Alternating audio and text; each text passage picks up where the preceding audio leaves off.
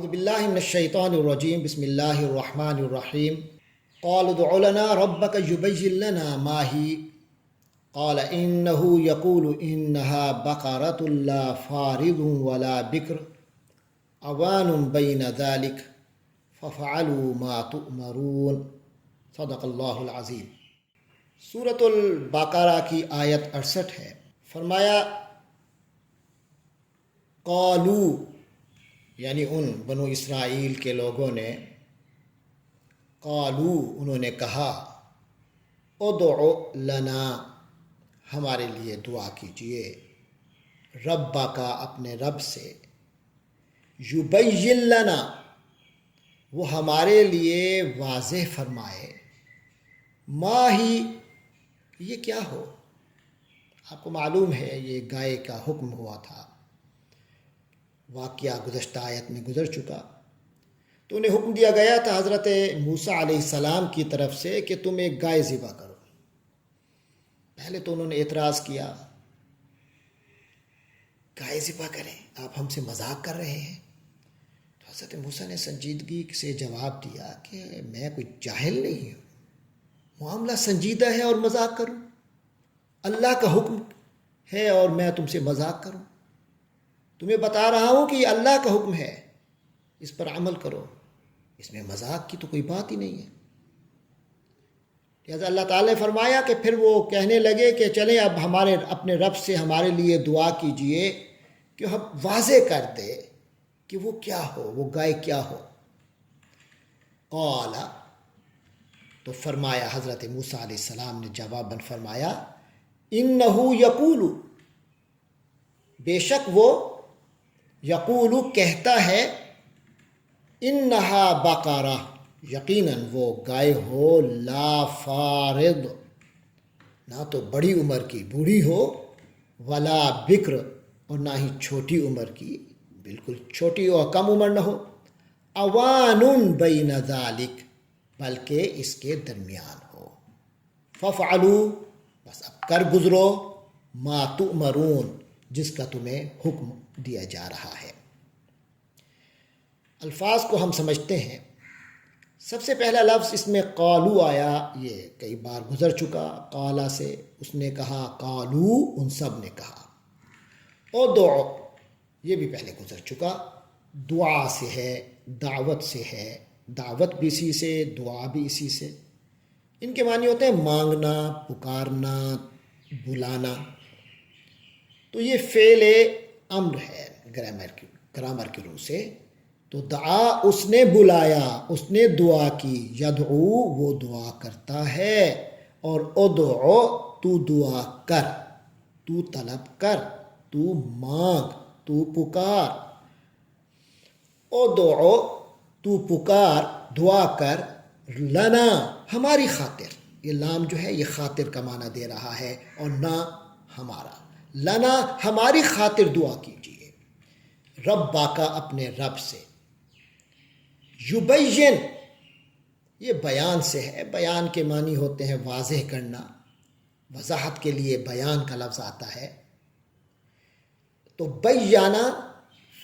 فعل ماضی ہے، باب تفعیل سے، عربی کا ایک سٹرکچر ہے تفعیل کا۔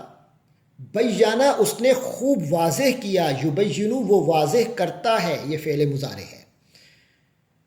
تو اپنے رب سے دعا کیجئے، یبین وہ واضح کر دے، لنا ہمارے لیے، ہماری خاطر واضح کر دے، ہماری خاطر اپنے رب سے دعا کیجئے کہ وہ ہماری خاطر واضح کر دے، ما کیا، ہیا وہ جو گائے جس کا ذکر ہو رہا ہے وہ کیا ہو۔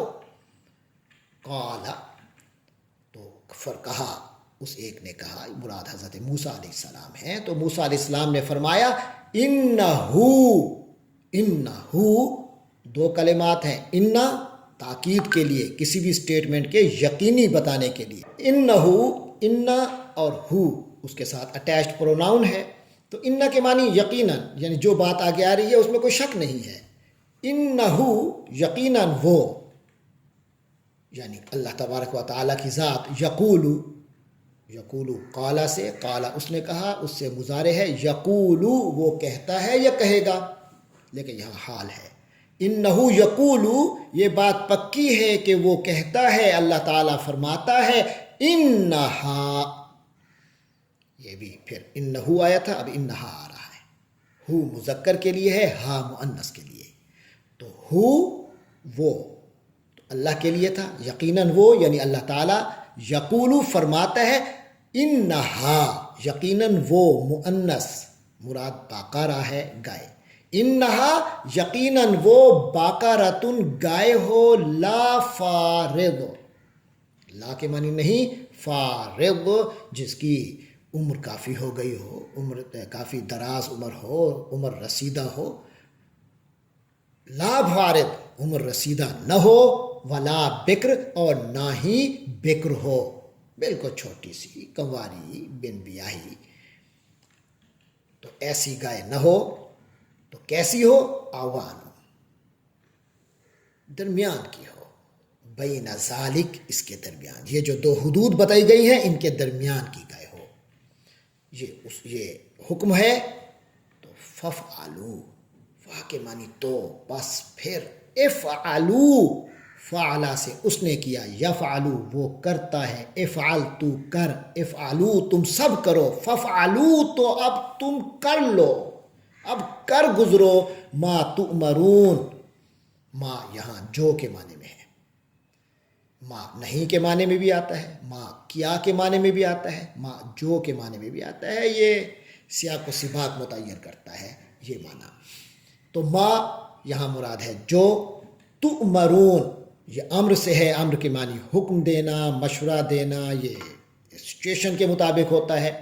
تو یہاں اللہ کی طرف سے کیوں ہے؟ کیونکہ ہے تو اس لیے ہم اسے حکم کے معنی میں لیں گے، تو آمارا اس نے حکم دیا، یامرو وہ حکم دیتا ہے، تأمرو تم حکم دیتے ہو، اور تأمرون تم سب حکم دیتے ہو، یہ تو تھا فعل معروف، فعل معلوم، لیکن یہی تأمرون، تؤمرون مجہول ہو جاتا ہے، تو اس کے معنی ہو جائے گا تم سب حکم دیے جاتے ہو، تو یہ فعل مجہول ہے، تو ما تؤمرون جس کا تم حکم دیے جاتے ہو، جس بات کا تمہیں حکم دیا جا رہا ہے، ففعلوا تو تم اس کو کر گزرو، یہ تھی الفاظ کی وضاحت،